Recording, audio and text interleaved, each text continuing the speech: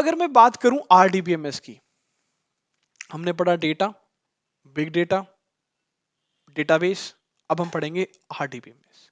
RDBMS क्या होगा?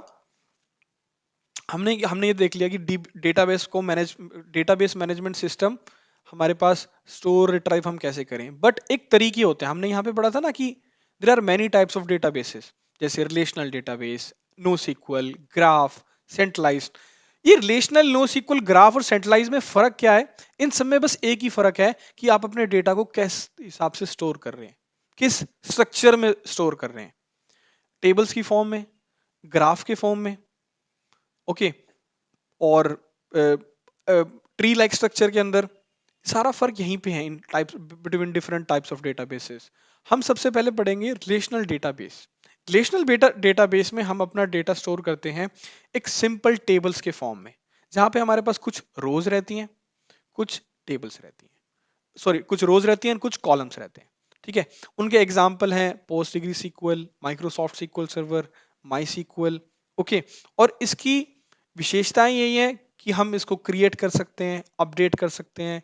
और रिलेशनल डेटाबेस डेफिनेटली कि ये एक टेबल्स की फॉर्म में स्ट्रक्चर फॉर्म होता है, रोज और कॉलम्स के फॉर्म में। ठीक है, अगर कोई स्टार्टर है, कोई फ्रेशर है, तो रोज इज, अगर आप इस स्क्रीन को देख सकें तो रोज क्या होती है हमारी, इस फॉर्म में होती हैं। ये क्या है? सी ए, हर एक वैल्यू को एक रिकॉर्ड, ठीक है, इन एक्स, इसी फॉर्म में, इसी को हम बोलते हैं एक हमारा टेबल।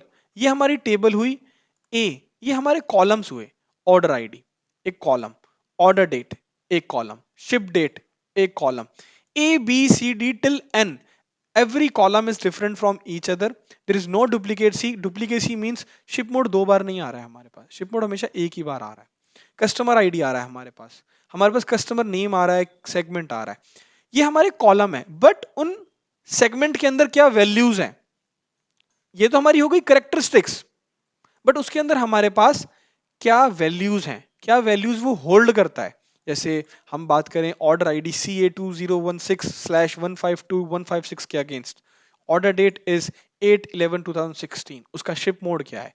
ये सारी हमारी एक हॉरिजेंटल स्ट्रक्चर के अंदर, ठीक है, मैं बात करूं horizontal entry is nothing but our record, okay, और अ रो, सिंपल। तो rows in this format, in this format is my, ये अगर आप देखें मैं हाईलाइट कर देता हूं, ये हमारी, इसको हम रो कहेंगे, इसको हम, इस स्ट्रक्चर को हम,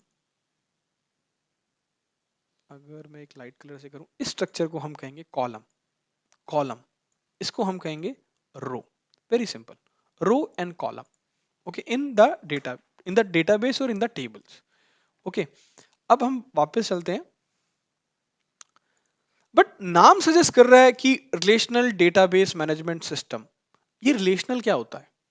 रिलेशनल क्या होता है कि जब हमने बोला कि रिलेशन है एक टेबल और एक दूसरी टेबल के अंदर, हम अपने डायग्राम में भी देख सकते हैं कि रिलेशनशिप का एक एरो बन रखा है। ठीक है, अगर आप मेरा कर्सर फॉलो करें तो, अब इस रिलेशनशिप का मतलब होता है कि जब हम टेबल 1 और टेबल 2 को देख रहे हैं, तो हमारी टेबल 1 और टेबल 2 के अंदर एक रिलेशनशिप है, मल्टीपल रिलेशनशिप भी हो सकती है। एक रिलेशनशिप है जिससे हम टेबल को देख सकते हैं, एक दूसरे टेबल को हम मैप कर सकते हैं। इसका मतलब क्या है? हम फिर दोबारा अपनी एक्सेल शीट के ऊपर चलते हैं। ठीक है, अभी आप देखिए मेरे पास एज टेबल है, मेरे पास जेंडर टेबल है, मेरे पास डिपार्टमेंट टेबल है। अब this is my table 1, let's call it table 1, इसको हम बोलते हैं टेबल 2, इसको हम बोलते हैं टेबल 3। ठीक है, टेबल 1 2 3, तीन टेबल्स हमारे पास टेबल 1 के अंदर एज वाइज डेटा है, जॉन, स्वाति, मार्क और नेथन का। जेंडर का डेटा है हमारे पास, John, Swati, Mark and Nathan का इन टेबल 2। इन टेबल 3 हमारे पास डिपार्टमेंट का टेबल है कि नेथन किस डिपार्टमेंट से बिलोंग करता है, मार्क किस डिपार्टमेंट से बिलोंग करता है। अब आप एक बात को समझिए, जब मैं आपको बोलता हूं टेबल 1 में स्वाति की एज 24 है, Swati is 24-year-old girl, okay, मैं आपको बोलता हूं आप टेबल 2 में जाएं और मुझे स्वाति का जेंडर बताएं, तो सबसे पहला आप स्टेप क्या करेंगे? आप सबसे पहले जाएंगे नेम में, आप नेम में सर्च करेंगे स्वाति कहां पे आ रहा है। जैसे ही आपने स्वाति सर्च किया, आप उसकी corresponding value which is F, ठीक है, उसको आप देखेंगे। उसको आप बेसिकली एक लुकअप करेंगे। हम लुकअप बोलते हैं इसे, एक्सेल की लैंग्वेज में इसे लुकअप बोलते हैं, और प्रोग्रामिंग लैंग्वेज में और बीआई वर्ल्ड में इसे बोलते हैं ज्वाइंस। ओके, आप इसे लुकअप करेंगे कि इसकी कॉरस्पॉन्डिंग वैल्यू क्या है। अगेन रिपीटिंग, एज टेबल में हमारे पास स्वाति है, बट स्वाति के अगेंस्ट मुझे उसका जेंडर या डिपार्टमेंट देखना है। तो मैं जेंडर टेबल में जाऊंगा, सबसे पहले नेम देखूंगा, उसके बाद मैं बोलूंगा कि जॉन, स्वाति, मार्क, नेथन। मैं सबसे पहले देखूंगा स्वाति, क्योंकि मुझे स्वाति का ऑल्दो हमें सबका वो चाहिए जेंडर, बट सबसे पहले एग्जांपल को रिलेवेंट बनाने के लिए हम सबसे पहले स्वाति का जेंडर देखते हैं। हम गए नेम में, सर्च किया, स्वाति को देखा, इधर हमने देख लिया कि स्वाति का हमने इस रो को स्कैन कर लिया कि स्वाति का जेंडर फीमेल है। सिंपल। ऐसे ही अगर हम दूसरी टेबल में गए, टेबल 3 के अंदर, टेबल 3 के अंदर हम बोल सकते हैं कि स्वाति का डिपार्टमेंट क्या है। आप इसी तरीके से डिपार्टमेंट टेबल में जाएंगे, नेम कॉलम में स्वाति को सर्च करेंगे।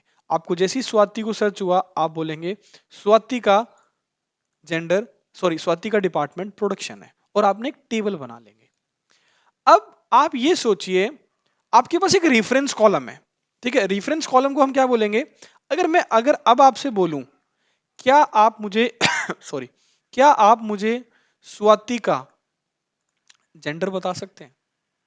अब नहीं बता सकते। अब मैं बोलूं, क्या आप स्वाति का डिपार्टमेंट बता सकते हैं? अब नहीं बताएंगे। अब बता ही नहीं सकते, कोई भी नहीं बता सकता, ठीक है, क्योंकि मेरे पास कोई रेफरेंस कॉलम नहीं है ना। जैसे ही मैं बोलता हूं मुझे स्वाति का जेंडर या डिपार्टमेंट चाहिए, आप जाते हैं और आप नेम को सर्च करते हैं। नेम क्या है? Name is a relationship, name is a common column which is present in each table as well, जो हमारा एज टेबल के अंदर भी है और जो हमारा जेंडर टेबल के अंदर भी है। फिर आप इसी नेम को जाके जेंडर 2 में और जेंडर टेबल के अंदर, आप टेबल 2 के अंदर आप जाके सर्च करते हैं। विदाउट हैविंग दिस कॉलम, इस ई कॉलम के बिना, इस नेम कॉलम के बिना, इन जेंडर टेबल आप किसी भी तरीके से भूल जाइए स्वाति का, आप जॉन, मार्क और नेथन का भी नहीं बता सकते हैं, क्योंकि अब इस एज टेबल और जेंडर टेबल के बीच में कोई रिलेशनशिप नहीं है। रिलेशनशिप इज नथिंग कि मेरे कॉमन कॉलम्स जिसके बेसिस पे मैं उनकी कॉरस्पॉन्डिंग वैल्यूज को पॉपुलेट कर सकूं, जिनके बेसिस पे मैं अपनी कॉमन कॉलम्स की और वैल्यूज को कॉरस्पॉन्डिंग पॉपुलेट कर सकूं। सिंपल। या फिर similarly example goes for department 3 as well. अगर मैं आपको बोलूं कि आप जेंडर को देख के, क्या जेंडर हमें पता चल गया, लेकिन आप इसका स्वाति का डिपार्टमेंट बता सकते हैं? अब नहीं बता पाएंगे विदाउट हैविंग नेम कॉलम और without having any common column in table 3 with respect to table 2 as well and with respect to table 1 as well. So this is nothing, this name, this age table, this gender table, this department table, all these three tables have relationship between each other, जो बोलती हैं इस relationship के basis पे, जो कि मेरा name column है, एक कॉमन कॉलम, ओके, उसके बेसिस पे मेरी टेबल 1, टेबल 2 और टेबल 3 एक दूसरे से जुड़ी हुई हैं। रिलेशनशिप है उन दोनों के बीच में, ठीक है, नेम के कॉलम के बेसिस पे। इन रियल वर्ल्ड हमारे पास एक कॉलम नहीं होता, हमारे पास बहुत सारे कॉलम होते हैं, but in simple relationship means एक टेबल 1, टेबल 2 और टेबल 3 कैसे जुड़ी हुई हैं आपस से। विदाउट हैविंग दिस रिलेशनशिप आप टेबल 1 और टेबल 2 को जोड़ नहीं सकते हैं, और उनको ज्वाइंस और वी लुकअप की कंडीशंस नहीं लगा सकते हैं, ठीक है। सो ये हमारे पास एक सिनेरियो था कि जब हम देखना चाहते हैं कि how table 1 is linked with table 2। So it's a linking, हम लिंक कर रहे हैं, हम रिलेशनशिप दे रहे हैं कि नेम के बेसिस पे ही आप जेंडर निकाल दो, नेम के बेसिस पे आप डिपार्टमेंट निकाल दो, बिना नेम के कॉलम के हम कुछ नहीं कर सकते, क्योंकि रिलेशनशिप होना बहुत जरूरी है दो टेबल्स को लुकअप करने के लिए। Very simple. अब हम बात करते हैं, हमने ये समझा कि हमारे पास आरडीबीएमएस क्या होता है। आरडीबीएमएस जहां पे हमारे पास डेटा एक टेबल्स की फॉर्म में होता है, रोज क्या होते हैं, कॉलम्स क्या होते हैं। फिर हमने समझा टेबल्स में रिलेशनशिप कैसे होती है, नेम के बेसिस पे, मल्टीपल कॉलम्स के बेसिस पे, ठीक है। इनके सबसे बेहतरीन एग्जांपल है माई सीक्वल, माइक्रोसॉफ्ट सीक्वल सर्वर और पोस्ट डिग्री एसक्यूएल। अब हम बात करेंगे व्हाट इज टेबल, ऑल्दो हम इसको कवर कर चुके हैं, बट एक क्विक रिकैप क्विक रिकैप यही है कि टेबल और रिलेशनशिप्स हमारा हमेशा, टेबल्स मींस जो tabular form, tabular form means एक रोज और कॉलम्स के बेसिस पे, एक सिंपल एक रोज हो हमारे पास और एक कॉलम्स हो, ठीक है, विच रिप्रेजेंट जो हर एक रोज और कॉलम कुछ बयां करते हो, कुछ व्यतीत करते हो, कुछ कन्वे करते हो हमसे। और टेबल हमें सबको पता है कि इस वर्ल्ड में जब आप सीक्वल के साथ जाना चाहते हैं तो table is the simplest form of a data storage, ठीक है। But what is table for a fresher, ठीक है, एक टेबुलर फॉर्म जहां पे हमारे पास कुछ इंफॉर्मेशन है जो रोज और कॉलम्स के स्ट्रक्चर में स्टोर हो रखी है, और हर एक रोज और हर एक कॉलम हमारा कुछ ना कुछ बयां कर रहा है, कुछ इंफॉर्मेशन को कन्वे कर रहा है, जिससे हम इनसाइट्स ले सकते हैं। तो ये हमारी एक टेबल होती है। अब हम बात करते हैं कॉलम क्या होता है। कॉलम जैसे अभी हमने देखा था, कॉलम इज नथिंग, एक करेक्टरिस्टिक्स, एक विशेषता बताते हैं एक पर्टिकुलर एट्रीब्यूट का, ठीक है। जैसे मैं बात करूं ये कार, इस कार का कलर क्या है, कोई कहता है व्हाइट, कोई कहेगा ब्लू, कोई कहेगा ग्रीन, वो कलर एक विशेषता बता रहा है किसी प्रोडक्ट की, दिस इज कॉलम। उसमें नंबर ऑफ व्हील्स कितने हैं, ऑल्दो हर कार में 4 ही होते हैं, बट ठीक है, नंबर ऑफ व्हील्स कितने हैं। ब्रांड नेम क्या है, ब्रांड नेम हमारे पास, मारुति भी हो सकता है, होंडा हो सकता है, वॉल्क्सवैगन हो सकता है, ये brand name, this brand name is attribute, ठीक है। जहां पे हम एक हर एक उसकी, हर एक एक पर्टिकुलर डोमेन की, अब हम जैसे कह रहे हैं ब्रांड नेम, ब्रांड नेम के अंदर हमारे पास एक विशेषता बता रहा है ना कि किस ब्रांड से ये बिलोंग करता है, कितना इंपॉर्टेंट है ये एट्रीब्यूट, राइट। तो ये प्रॉपर्टीज और characteristics, a column which represents any properties और कैरेक्टरिस्टिक्स, हम इसको एट्रीब्यूट भी बोल देते हैं। और every value of this column is very important, holds every record in certain format, ठीक है। अगर मैं बात करूं कॉलम्स क्या होते हैं, हमारे कॉलम्स हमारे वर्टिकली फॉर्म में आते हैं, अ वर्टिकल एंट्री, एक बार फिर आपको मैं दिखा देता हूं, ओके। ये हमारी वर्टिकल एंट्री, ये ए कॉलम, हमारी वर्टिकल एंट्री हमारी कॉलम कहलाती है। अगर मैं बात करूं वापस जाके, हमारा रो क्या कहलाता है, जैसे आप पढ़ सकते हैं मेरी स्क्रीन के ऊपर, रो इज ए रिकॉर्ड, जहां पे हम वैल्यूज को स्टोर करते हैं, storing the value of a column, ठीक है। इसको हम कहते हैं कि हमारे पास रो, कॉलम तो है, ऑर्डर आईडी हमारे पास कॉलम है, ऑर्डर डेट कॉलम है, बट इसके अंदर हमारे पास वैल्यूज क्या है, हमारे पास वैल्यूज हैं ये वाली, ये सारी, एक horizontal attribute means horizontal entry, order ID है, ऑर्डर डेट है, बट उसके अंदर वैल्यूज भी तो होनी चाहिए ना कुछ, विदाउट हैविंग एनी वैल्यूज आपका डेटा भी किसी काम का नहीं है। तो रिकॉर्ड और a row is these a vertical horizontal entry, okay, this is vertical entry, this is horizontal entry, the numbers which are highlighted in yellow, so ये भी हमारी इस कॉलम के लिए, इस कंट्री, ये कंट्री है, कंट्री में यूनाइटेड स्टेट्स है, बट ये यूनाइटेड स्टेट्स एक सिटी किससे बिलोंग करती है, सिटी हमारी विशेषता बता रही है कि एट्रीब्यूट बता रहा है कि उसकी करेक्टरिस्टिक्स क्या है, बट उस करेक्टरिस्टिक्स में वैल्यू क्या होल्ड हो रखी है, लॉस एंजलिस, ओके, सिएटल, ये हमारी रोज में आ जाएंगे, ठीक है। सो वापस चलते हैं और हम देखते हैं कि column which is a vertical entry, rows which are horizontal entry, ये एक नट शेल है हमारे पास रोज और कॉलम्स का, हम पहले ही इसको एग्जांपल ले चुके हैं, इनको हम बेसिकली डीएमएल लैंग्वेज के थ्रू मैनिपुलेट करते हैं। DML is a kind of a command जो हम अभी आने वाले अपने सेशंस में बहुत डीप में जाके पढ़ने वाले हैं। सो डीएमएल के थ्रू हम इनको एक्सेस कर सकते हैं, हम कौन कौन से कॉलम चाहिए, जैसे अगर आप टेबल्स को देख रहे हैं, मैं बोलूं employee ID, employee name, post, salary, real time में 100 कॉलम्स हो, 2000 कॉलम्स हो, हम 2000 कॉलम्स का इंपोर्ट थोड़ा ना करेंगे, हम तो यही कहेंगे ना कि सिर्फ मुझे पर्टिकुलर 5-7 कॉलम्स दे दो जो मुझे चाहिए, ठीक है, वही हमारी डीएमएल कमांड्स होती हैं अभी के लिए, ठीक है। और हम हमेशा ये नहीं बोलेंगे हमारे सारी रोज दे दो, हम बोलेंगे हमें कुछ रोज दो जहां पे सैलरी 2000 से ज्यादा है, जहां पे पोस्ट जो है वो सिर्फ कलर की है, ठीक है, और मुझे सिर्फ एम्प्लॉय आईडी, एम्प्लॉय नेम ही दे दो, मुझे पोस्ट और सैलरी चाहिए ही नहीं। तो ऐसी ऐसी कंडीशंस के साथ हम इन डेटा को एक्सेस करते हैं, ठीक है। तो in nutshell, columns are your vertical entry, rows are your horizontal entry, like this and this, okay। अब हम आगे चलते हैं, इसके फीचर्स क्या हैं, देखिए कभी भी कि कोई अच्छी चीज है या कोई कोई बुरी चीज है, हर एक चीज के एक एडवांटेज और डिसएडवांटेजेस होते हैं, ठीक है। उसका फीचर्स और एडवांटेजेस की बात करूं तो सबसे पहली एडवांटेज है जो हमने पढ़ा कि parallel access to the multiple users, हमारी ऑर्गेनाइजेशन में 100 आदमी काम कर रहे हैं, उस 100 आदमियों के पास एक्सेस है उस डेटाबेस का, सेंट्रलाइज डेटाबेस का। आप जाएं और उस डेटा को जाके ले लें, इंस्टेड आप मुझे मेल करें कि भाई साहब मुझे अब डेटा देना इससे रिलेटेड नहीं। अब मुझे कुछ मेल नहीं करने की जरूरत, मैं सिर्फ जाऊंगा और सारा डेटा मेरे पास अवेलेबल है और अपने सिनेरियो के अकॉर्डिंग, ठीक है, मैं अपना डेटा निकाल लूंगा। ठीक है, व्हेन आई सेड सिनेरियो कि मेरे को ये ही कॉलम चाहिए, ये रोज चाहिए, पूरा डेटा नहीं चाहिए। ये डिफर करेगा ना कि मेरा सिनेरियो अलग है। मैं चाहता हूं कि मैं उन्हीं कस्टमर्स को देखूं जिसकी सैलरी 2000 से ऊपर है। ठीक है, आप चाहते हैं कि आप उन्हीं कस्टमर्स को देखें जिनकी सैलरी 2000 से नीचे है। ठीक है, तो कंकरेंट और पैरेलल यूजर्स कि आप एक टाइम में मल्टीपल यूजर्स उसको जाके देख सकते हैं। ठीक है, security and privileges. Security and privileges हमारा आता है कि कौन कौन किस किस चीज को देख सकता है। जैसे फाइनेंस टेबल है, मैं फाइनेंस डोमेन से बिलोंग करता हूं, तो मैं सिर्फ फाइनेंस टेबल को ही जाके देखूंगा।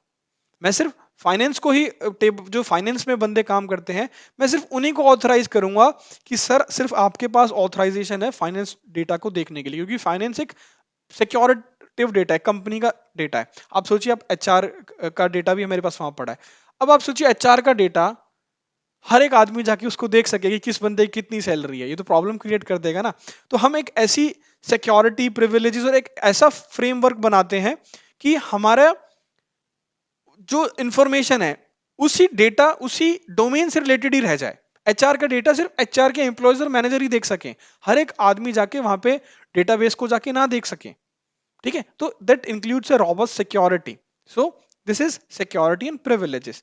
मेंटेनेंस में बात आती है सर कि हमें डेटाबेसेस की मेंटेनेंस बहुत करनी होती है, उसका अपडेट हो रहा है, अगर किसी ने गलती से डिलीट कर दिया तो उसका बैकअप हमारे पास होना चाहिए, राइट। और अगर सीक्वल सर्वर डाउन हो गया तो उसको उसका बैकअप होना चाहिए, आर्काइव में होना चाहिए। रिपेयर कैसे कर सकते हैं, उसे मेंटेन कैसे कर सकते हैं। तो this is a very good feature, okay, and a kind of an advantages of working with RDBMS ways, okay, कि हमारे पास मेंटेनेंस हमारे पास हमेशा अवेलेबल रहती है इन टर्म्स ऑफ, अगर मैं बात करूं आरडीबीएमएस स्ट्रक्चर्स की।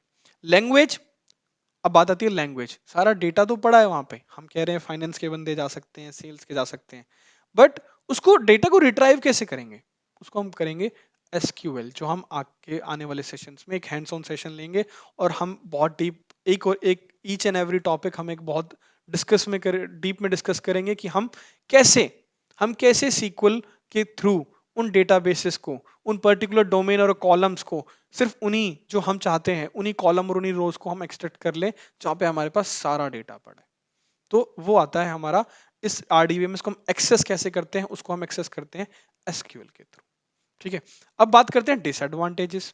डेफिनेटली डिसएडवांटेजेस, अगर कोई आपको इतनी सारी चीजें दे रहा है, आप सोच सकते हैं कि आपको कोई फीचर्स दे रहा है, ठीक है, आपको कोई अच्छा खाना दे रहा है, तो खाना अच्छा दे रहा है, तो अगर आप बात करें 5 स्टार और 3 स्टार होटल की, डिफरेंस क्या है? पेट तो हमारा वहां ही भरता है, पेट हमारा वहां ही भरता है, लेकिन difference is the quality of service they are giving, maintenance, आपको हॉस्पिटैलिटी दे रहा है। ऐसे ही डिसएडवांटेजेस में अगर आप बात करें तो आरडीएमएस जब इतनी सारी एडवांटेजेस के साथ आता है तो वो कॉस्टली तो हो गई। 3 स्टार और 5 स्टार होटल की जब सर्विसेज आप ऑप्ट करेंगे तो 5 स्टार का खाना अच्छा होगा, तो वो कॉस्टली भी होगा, हाइजीन होगा तो कॉस्टली भी होगा।